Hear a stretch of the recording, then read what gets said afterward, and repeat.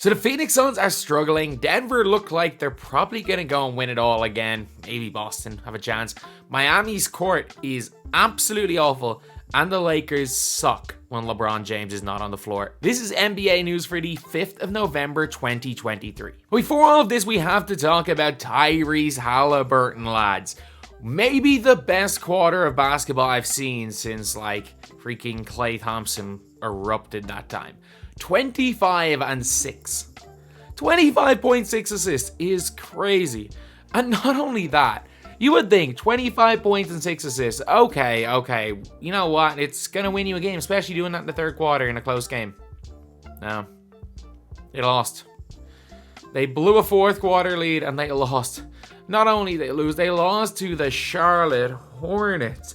I will say, though, the Charlotte Hornets aren't that bad this year. Mark Williams is nice. Brandon Miller is good. Like, I don't think Brandon Miller is going to be near the conversation for Rookie of the Year. A likely all-rookie first-team member, but I don't think he's going to be in that combo. I think Scoot's going to step up and probably be ahead of him. Chet's going to be ahead of him, and obviously it's Victor's to lose at this stage. But still, the Hornets have a moderately decent future, and especially with Jordan kind of stepping away, they might actually make some good draft picks. And I cannot believe that Brandon Miller has been a good draft pick. I'm so wrong on that one, but you know what?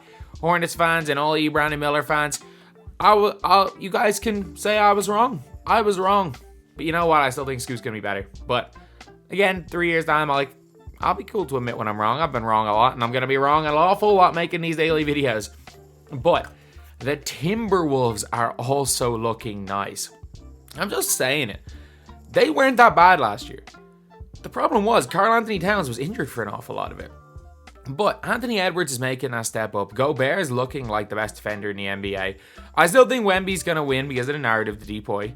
But Rudy Gobert, as far as rim protection goes, is the best rim protector in the NBA. He is one of the best rim protectors ever. And people are like, oh, he gets dunked on, all this and that. And it's like, who cares? Yeah, if you're a shot blocker, you're going to get dunked on. He's not. I'm not saying he's the Kembe. But, like, he is one of the better rim protectors he's ever been. Especially in today's current age of basketball without the massive rim protector. Like there's not that many of them. And he's really good at it. Rudy Gobert. Definitely not worth what they traded for him. Maybe not even worth the contract. But still, I think those Timberwolves are a dark horse team. They really are. And a team that they could sneak into the playoffs ahead of is Phoenix.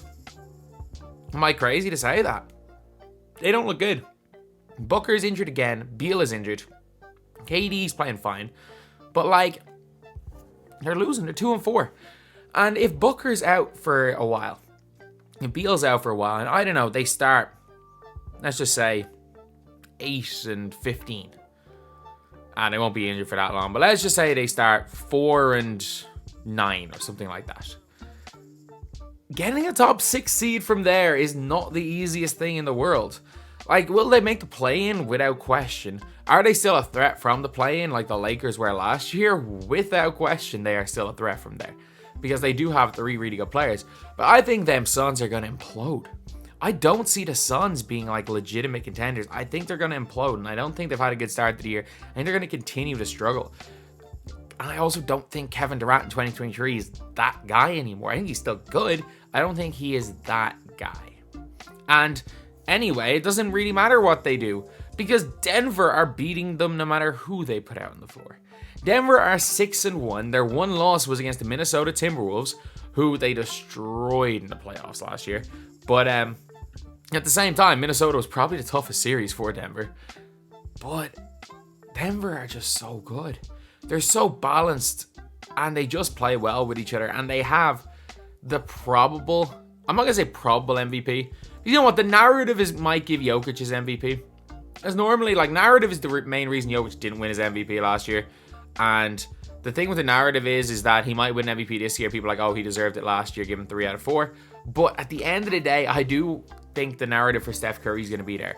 Look, we're only like 6 or 7 games into the year, but Denver Nuggets, Nikola Jokic look absolutely incredible.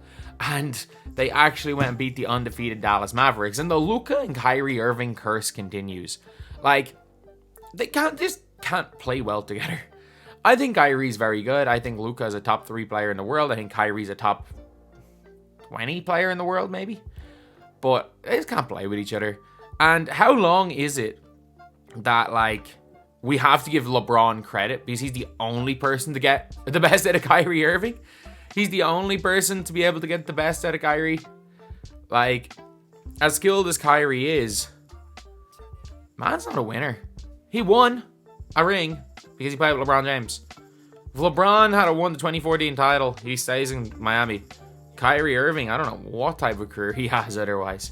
But still, the man's still living off his one shot 7 years ago. But if I'm the Mavs, I'm trading him. I'm trading Kyrie. He's never going to win with Luka. I'm doing it if I'm Dallas. I'm not going to lie. I am going to go and do that if I was them. But speaking of MVP candidates, another one is obviously Stephen freaking Curry. Steph goes and hits the game-winning shot off a weird goaltend thing. Like, in Europe, that's without question an offensive interference, but obviously in the NBA, it was reviewed and it was good. The Steph Curry scoop layup. But they went and won that game. Steph is having an incredible start to this year. He is starting on fire. Him, Luka, Jokic, all of them are starting unbelievably well this year. And the MVP race is wide open. And my MVP pick, Shai Gilgeous-Alexander, is not in it, unfortunately. But yeah, very disappointing. Also, you know what? If Boston go and win 65 games, Tatum could go and mess about and win it. Because Boston are just so good. Why are they so good? Like, I'm Irish, I should love the Celtics, but I hate Celtics fans. Like, Celtics fans are only second to Knicks in the most insufferable fans in the NBA. And obviously as a Heat fan, we've played them the last 2 years in the playoffs. But like, the Boston Celtics are seriously good. Porzingis. I told everybody. I told you all. But he's just looking exceptional. Tatum's looking like an MVP. Brown's definitely not looking like he's worth the money, but a great 2A, 2B with Kristaps Porzingis. Drew's playing well. Even their bench guys are stepping in. Like, they're looking good. They're looking really, really good. And they're definitely going to beat my Heat if they beat them in the playoffs, because have you guys seen the Heat culture court? It is, like, embarrassing. The Heat culture court is absolutely embarrassing, lads. Like, the jersey was bad enough. The court is even worse. I'm sorry. Like, I am going to say Heat culture for everything. Like, I'm a big fan of the old Heat culture, but I cannot justify this court. It is one of the ugliest things I have ever seen. Somehow the court is worse than the jersey. I don't know. I don't get it. Like, the jersey was bad. The court is so much worse, lads. It is awful. It is absolutely awful, lads. And as a Heat fan, it's tough having to see that court. And lastly, the James Harden curse continues. Like, there's just drama everywhere he goes. I don't even know why I call it the James Harden curse. The James Harden soap opera continues. So you know the way James Harden's now in LA? This doesn't even have anything to do with him. One of the players that the Clippers traded to get James Harden was Nick Batum. A guy who you could argue, like, could still do a job for Philly. Like, he's a decent player on a winning team, can switch screens, sometimes can hit shots. Not a major scorer, but still, like, Batum may not even play. Like, I think he's now back with the team, and I think he will, but, like, there's rumors that he was just like, you know what, LA is my home, I'm not leaving LA, I'm going to retire. Like, what is going on? Like, they're two cursed franchises. Them Sixers are cursed. Ever since, I don't know, what the hell did the Sixers do? Ever since the process.